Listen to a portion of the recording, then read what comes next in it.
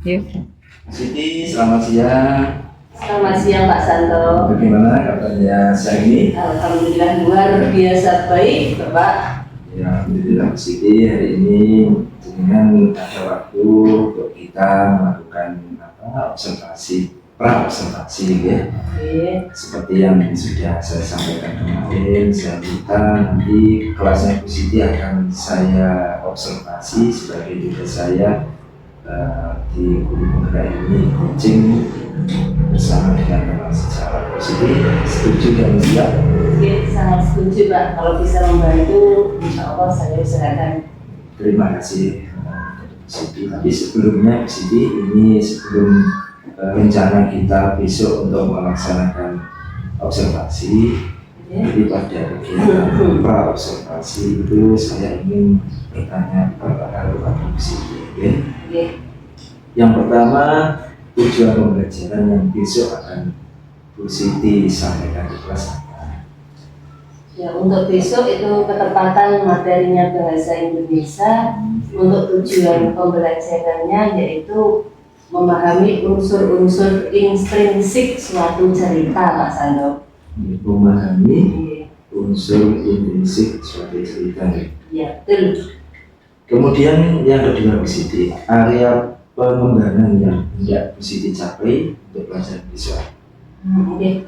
Rencananya untuk besok itu saya fokuskan agar siswa-siswa itu mengetahui unsur-unsur intrinsik suatu cerita. Nah, nanti saya rencananya akan saya buat ada sebuah LKPD semacam itu Pak Santo. Iya. LKPD berarti ya. Oke. Kemudian yang terakhir ini berkaitan dengan strategi atau metode yang besok Bu Siti akan menggunakan, mungkin bisa cerita secara singkat saja. Ya, kemungkinan besok itu saya menggunakan strategi atau model pembelajarannya PBL, Problem Based Learning, di mana siswa nanti saya berikan suatu studi apa Pak ya, kasus semacam ya. itu, okay?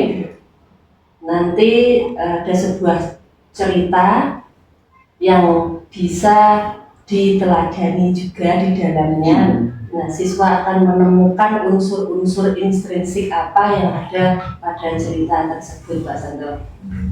Oke. Jadi ini sinkron ya, antara yang pertama tujuannya memahami unsur intrinsik, yang kedua area pengembangan tadi siswa mengetahui unsur intrinsik suatu cerita melalui KPD dan juga yang lainnya, dan yang ketiga strateginya yaitu melalui PBL atau Problem Based Learning. Mungkin itu saja Bu Siti sebagai observasi dan sebagai tindak lanjut atau langkah selanjutnya. Besok hari Kamis saya akan masuk ke kelas panjenengan untuk mengobservasi pembelajaran panjenengan. Siap ya? Siap Pak Santo, siap. Terima kasih, selamat siang Bu Siti. Selamat siang, terima kasih Pak Santo.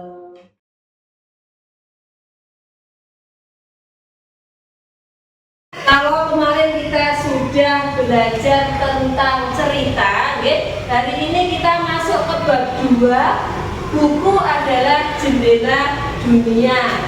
Sebagaimana fungsi jendela, diharapkan nanti kalian setelah membaca buku ini bisa mengetahui apa yang ada di dunia sana. Nah, fokus kita hari ini adalah mencari unsur intrinsik sebuah cerita.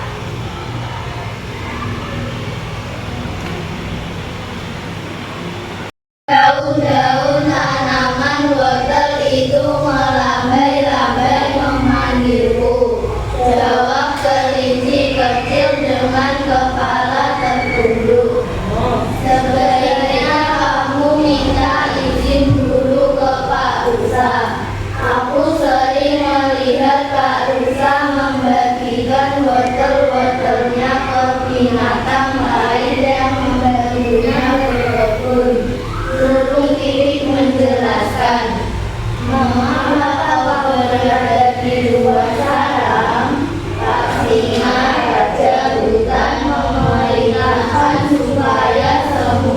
penghuni hutan tinggal di sarang masing-masing. Saat ini ada wabah penyakit yang sedang menyebar ke seluruh hutan.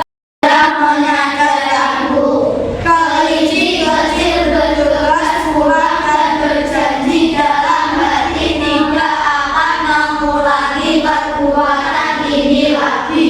Burung pipit tersenyum dan terbang menjauh. Nah, ada burung pipit tersenyum ternyata, ya.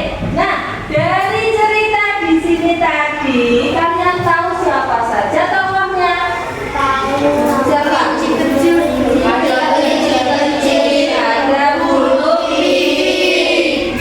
Ternyata di negeri kelinci, ya, saat itu sedang terjangkit penyakit dan anak-anak kecil dilarang keluar rumah.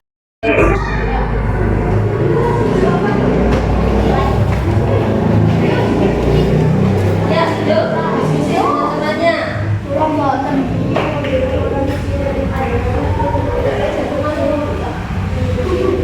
Ya.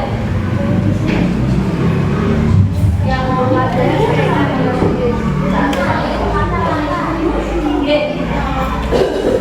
latihan dulu ya.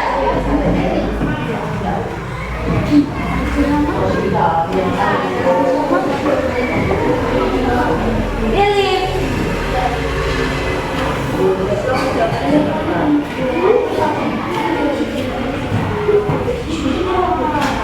aduh sakit. Selesai. Silakan mengerjakan, bisa berdiskusi dengan temannya satu bangku. Aduh, ada rekan sama.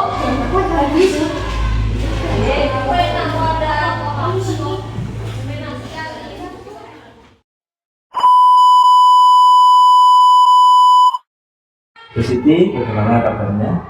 Alhamdulillah sehat Pak Sando. Ya, sesuai kesepakatan kita, bahwasanya hari ini kita melakukan percakapan pasca observasi.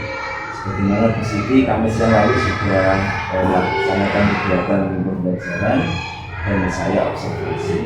Ya, untuk hari ini kita akan melakukan refleksi singkat Bu Siti. Yang pertama begini Bu Siti, bagaimana perasaan dari Bu Siti setelah melakukan kegiatan pembelajaran pada hari Kamis? Mungkin bisa dijelaskan secara singkat saja. Ya, alhamdulillah setelah melaksanakan kegiatan pembelajaran di kelas, saya merasa sangat lega karena selama ini praktek itu menjadi sesuatu yang menakutkan. Nah, begitu sudah terlaksana, ada pikiran plong tersendiri di hati. Kemudian setelah kemarin praktek kan, berarti kan ada mungkin hal kekurangan yang bisa dirasakan dari ketika praktek itu, apa yang masih kurang, mungkin di situ bisa menjelaskan sekilas dari kekurangan selama praktek yang antara HDP dengan kenyataan. Nah, jadi selama kegiatan itu memang ada beberapa kegiatan yang ada di RPP ada, pas pelaksanaannya terlewati. Misalkan pemberian ribet pada anak-anak berupa mungkin ujian atau apa, itu ada yang terlewat gitu kan. Di RPP sudah dijelaskan memberikan ujian saat anak menjawab pertanyaan, itu kadang lupa, di prakteknya terlupakan. Begitu Pak Sando. Memang kadang ketika kita praktek itu ada hal yang masih kurang dari RPP yang kita lakukan. Itu memang wajar. Barangkali ke depan di sini apa yang ingin Bu Siti kembangkan lagi, atau mungkin yang lebih dari kemampuan yang Bu Siti miliki kemudian untuk pembelajaran sama. Mungkin ini Pak, karena saya menerapkan pembelajaran diferensiasi kemarin, yang di awal pembelajarannya kan ada apa itu namanya tes diagnostik ya. Jadi kita menggali kemampuan siswa berdasarkan minat dan bakat. Itu yang sulit sekali diterapkan adalah mencari minat dan bakat siswa. Jadi dari asesmen diagnostik itu kadang kita menjustis anak itu, oh dia auditori, ternyata pas pelaksanaan pembelajarannya dia banyak visualnya gitu. Kadang kita salah mengartikan minat anaknya itu Pak. Itu yang saya, ya mungkin itu yang mungkin saya kembangkan lagi untuk menggali minat anaknya. Oke, memang kadang-kala kita sebagai guru itu di awal sudah memberi kita semacam stigma kepada anak, dan ternyata mungkin ada hal lain yang bisa atau mungkin positif ingin kembangkan di kelas 5 itu terkait dengan pembelajaran atau terkait dengan hal yang berkaitan dengan siasat itu. Hal lain kita lanjut yang ingin anak harapannya.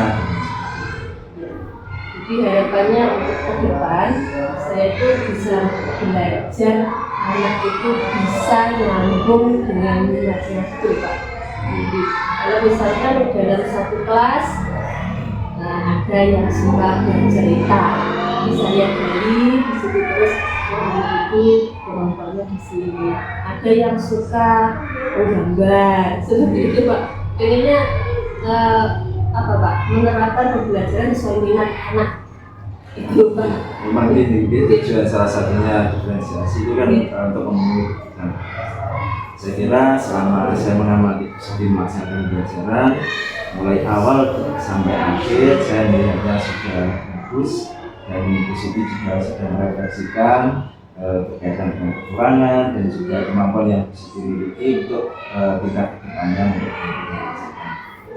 mungkin itu yang kita bisa refleksikan untuk pasca observasi ini. Di situ barangkali ada hal yang ingin disampaikan atau sudah cukup dari saya rasa sudah cukup bagus sekali Pak.